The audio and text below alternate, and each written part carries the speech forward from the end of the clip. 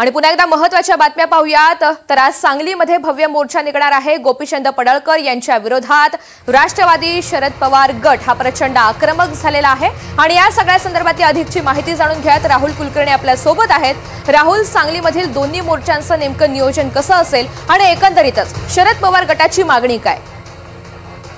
दोन्ही नेते एका जिल्ह्यातले आहेत आणि पूर्वी विधान परिषदेचे सदस्य असताना लोकसभेची निवडणूक सुद्धा पडळकरांनी लढली होती आणि त्याही वेळेला असाच स्वरूपाचा संघर्ष झाला होता। हे खरं आहे की पडळकर हे त्यांच्या वेगळ्या वक्तव्यामुळे सतत चर्चेत असतात आणि ती वक्तव्य वादग्रस्त स्वरूपाची असतात।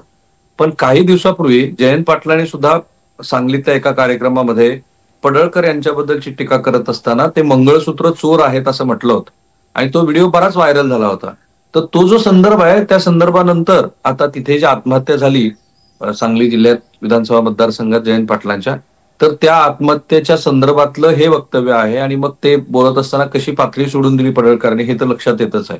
आणि म्हणून आता सांगली आणि जत हा विधानसभा मतदारसंघ पडळकरांचा, त्या विधानसभा मतदारसंघामध्ये पडळकरांचा निषेध व्यक्त करण्यासाठी या पद्धतीने राष्ट्रवादी काँग्रेस रस्त्यावरती उतरेल।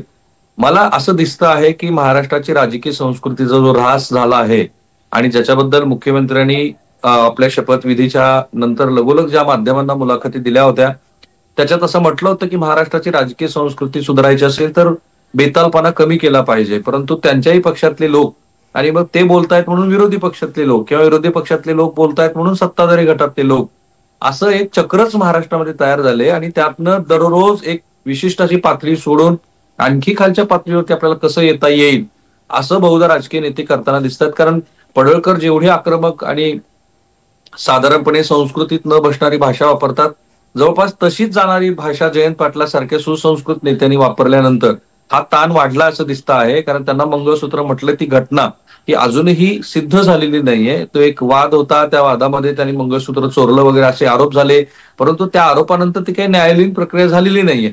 आपल्या विरोधामध्ये अशी वैयक्तिक टीका केली हे लक्षात घेऊनच बहुधा पडळकरांनी सुद्धा अशा पद्धतीचं वक्तव्य केलं जे अजिबात कुठल्याही महाराष्ट्रातल्या नागरिकांना समर्थनीय वाटणार नाही। कारण जयंत पाटलाच्या चारित्र्याच्या संदर्भामध्येच घेतलेले आक्षेप आहेत आणि म्हणून राष्ट्रवादी काँग्रेस आक्रमक झालेली आहे। ऋतुजा, अगदी धन्यवाद सविस्तर माहितीसाठी।